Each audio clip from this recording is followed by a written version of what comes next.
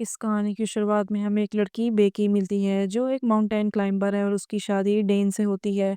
Dane भी एक mountain climber है, दोनों को पहाड़ चढ़ने का शौक है। इस वक्त भी पहाड़ चढ़ रहे होते हैं। बेकी के साथ उसकी दोस्त भी होती है, वो भी इनके साथ पहाड़ चढ़ रही होती है। जब डेन पहाड़ चढ़ रहा होता है तो उसकी नज़र एक नेस्ट पर पड़ती है। जब वो इसमें हाथ डालता है तो इसमें से एक परिंदा निकलता है, जिसकी वजह से इसका बैलेंस बिगड़ जाता है और ये नीचे गिर जाता है, मगर रस्सी से लटके होने की वजह से वो बच जाता है, लेकिन हवा में लटका रहता है।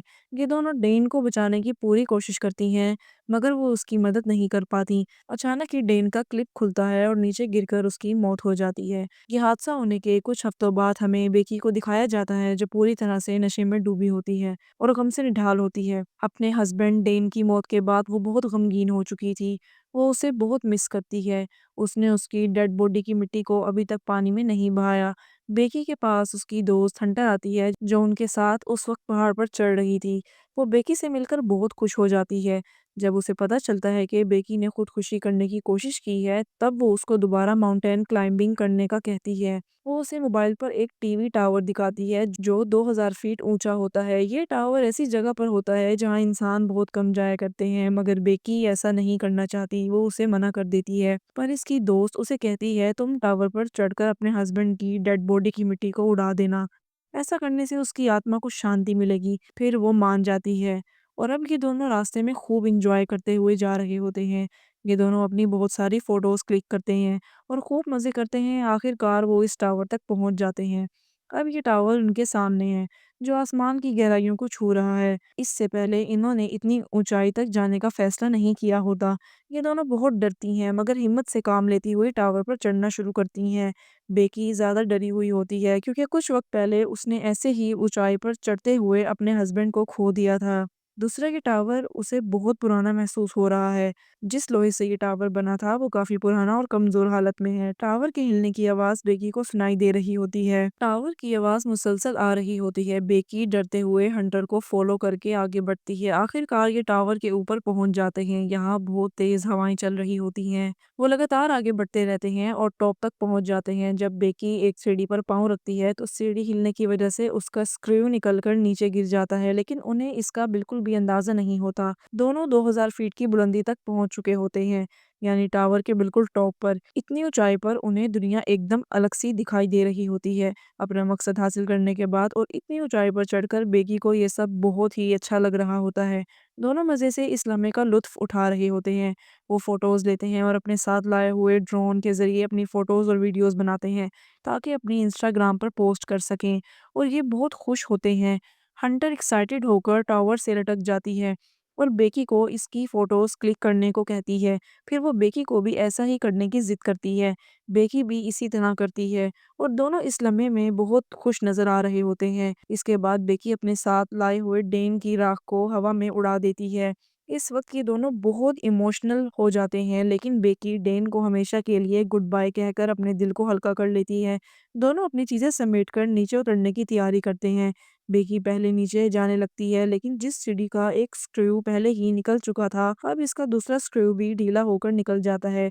इस वजह से सीढ़ी टूट जाती है और बेकी हवा में लटक जाती है। खुशकिस्मती से जो उसने रस्सी पहनी होती है, वो उसे गिरने से बचा लेती है। हंटर फौरन उसकी मदद करने के लिए आगे बढ़ती है और उसे खींचकर वापस ऊपर ले आती है। इस मुश्किल में बेकी का खाने पीने का सामान नीचे गिरकर डिश में अटक जाता है, जो एक ऐसी जगह है जहाँ पहुंचना बहुत ही मुश्किल है। दोनों अपना मोबाइल निकालकर नेटवर्क चेक करते हैं, लेकिन इतनी ऊंचाई पर सिग्नल मिलना नामुमकिन होता है। दोनों अब 2000 फीट की ऊंचाई पर फंस चुके हैं, जहाँ आसपास दूर तक कोई नजर नहीं आता। अगर कोई हो भी तो इस बुलंदी की वजह से ना उनकी आवाज किसी तक पहुंच सकती है और ना ही वो नीचे दिखाई देते हैं। टावर के ऊपर एक बॉक्स होता है जिसमें एक फ्लेयर गन और दूरबीन है। दिन के वक्त फ्लेयर गन का इस्तेमाल बेकार है, क्योंकि रोशनी में कोई भी इसके सिग्नल को नहीं देख पाएगा। हंटर और बेकी दूरबीन का इस्तेमाल करते हैं और नीचे एक गाड़ी देखते हैं, लेकिन वो लोग उन्हें देख नहीं पाते।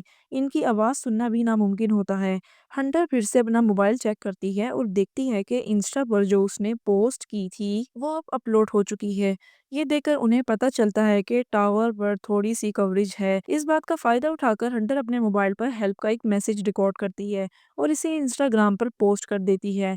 इसके बाद वो अपने मोबाइल को रस्सी से बांधकर टावर से नीचे लटका देती है ताकि सिग्नल मिल सके और इसका मैसेज लोगों तक पहुंच जाए। लेकिन काफी देर गुजर जाती है, ऐसा नहीं होता। दोनों इंतजार करते रहते हैं।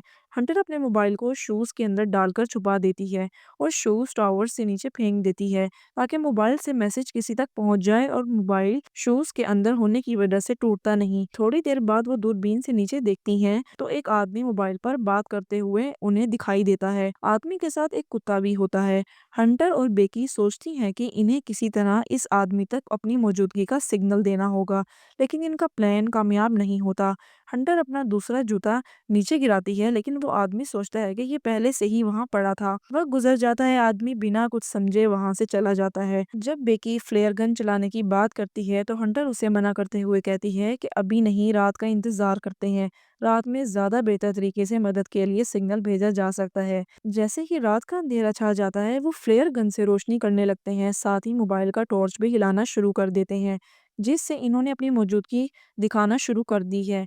इनके सामने एक गाड़ी थी जो कैंपिंग के लिए वहां रुकी थी। वो लोग उन्हें देख लेते हैं, लेकिन मदद करने के बजाय उनकी गाड़ी चोरी करके वहां से भाग जाते हैं। जैसे जैसे रात होती है, उन्हें नींद आना शुरू हो जाती है। हंटर नींद में नीचे गिरने वाली ही होती है कि बेकी उसे संभाल लेती है। अचानक उसकी नज़र हंटर के पाँव पर पड़ गई, जिस पर एक टैटू बना होता है जिसमें 143 लिखा था।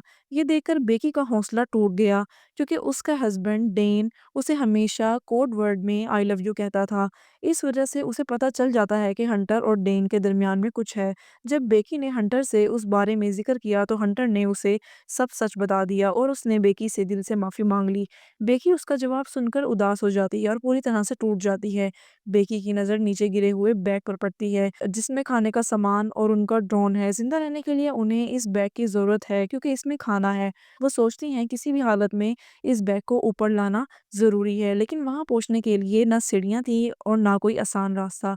हंटर, जो कि बहुत बहादुर थी, वो रस्सी लेकर नीचे उतर जाती है। धीरे धीरे वो रस्सी का सहारा लेकर नीचे जाने लगती है।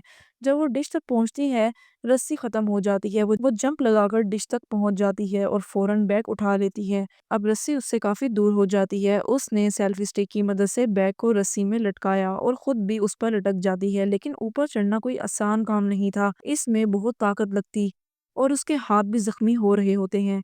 अचानक उसकी ग्रिप खत्म हो जाती है और रस्सी उसके हाथ से छूट जाती है। वो नीचे गिर जाती है। बेकी ये देखकर घबरा जाती है। हंटर अभी भी रस्सी से लटकी होती है। वो उसे खींचकर ऊपर कर लेती है। अब उनके पास एक ही उम्मीद होती है, उनका ड्रोन। वो एक कागज पर हमें मदद की जरूरत है लिखकर उस कागज को ड्रोन पर चिपका देती हैं और ड्रोन को मदद के लिए भेज दिया जाता है। लेकिन तभी उन्हें पता चलता है कि ड्रोन की बैटरी लो है, जिस वजह से वो ठीक से उड़ नहीं पा रहा। ये देखकर वो ड्रोन को वापस बुला लेते हैं। धीरे धीरे रात हो जाती है। रात को सोते हुए बेकी की आंख खुल जाती है। उसकी नज़र टावर पर चमकती लाइट पर पड़ती है। बेकी हिम्मत करके टावर की तरफ चढ़ने लगती है। बहुत मुश्किल से वो टावर पर पहुंच जाती है और ड्रोन के चार्जर को यूज करके बैटरी चार्ज करने लगती है। जब तक ड्रोन अच्छे से चार्ज नहीं होता, तब तक वो वहीं लटकी रहती है। ड्रोन के चार्ज होने के बाद बेकी नीचे उतर जाती है और अब वो ड्रोन को मदद के लिए भेजते हैं, मगर रास्ते में ड्रोन गाड़ी से टकराकर टूट जाता है, जिससे उनकी आखिरी उम्मीद भी खत्म हो जाती है। बेकी की हालत बहुत खराब होती है। वो हंटर से उसका शू मांगती है ताकि वो दोबारा से मदद के लिए मैसेज भेज सके। इस बार वो अपने फादर को मदद के लिए मैसेज भेजने का कहती है। बेकी को लगता है कि हंटर के होने के बावजूद वो बिल्कुल अकेली है। दरअसल हंटर जब नीचे खाने का बैग लेने गई थी, तभी वो नीचे गिरकर मर चुकी थी। उसकी लाश अभी तक डिश पर पड़ी थी। दरअसल बेकी का दिमाग सुन्न होने की वजह से वो अब तक हंटर को जिंदा समझ रही होती है, मगर अब उसे समझ आ जाता है कि वो यहाँ अकेली है। उसे अपने जिंदा रहने की उम्मीद बिल्कुल नहीं होती। वो मरने से पहले अपने फादर को एक मैसेज देती है, मगर नेटवर्क ना होने की वजह से उसका मैसेज डिलीवर नहीं हो पाता। वो वहीं पर सो जाती है। सुबह जब वो उठती है तो एक परिंदा उसका जख्म खा रहा होता है। वो उस परिंदे को मार देती है और जिंदा रहने के लिए अब उसके पास खाने के लिए ये परिंदा था। वो उसे खा लेती है। अब वो अपने जिस्म में ताकत महसूस करती है और फैसला करती है कि अब वो इस रस्सी के जरिए टावर से नीचे जाएगी। नीचे पहुंचकर वो हंटर की बॉडी के पास जाती है और उसके शू के अंदर मोबाइल रखकर उसकी बॉडी के साथ फिक्स कर देती है। वो हंटर से माफी मांगती है और उसकी बॉडी को नीचे फेंक देती है ताकि मोबाइल डिस्ट्रॉय ना हो। दरअसल जब पहले शू में मोबाइल डालकर फेंका था तो वो डिस्ट्रॉय हो चुका था। अब रात हो जाती है। बेकी के फादर वहां पहुंच जाते हैं। वो हंटर की लाश को बेकी समझते हैं, पर तभी वो सामने बेकी को देखते हैं, जिसे सही सलामत नीचे उतार लिया गया होता है। वहाँ डॉक्टर्स भी होते हैं। बेकी के फादर उसे गले लगा लेते हैं इसी के साथ मूवी यहाँ पर ख़त्म होती है। उम्मीद करती हूँ आपको ज़रूर पसंद आई होगी।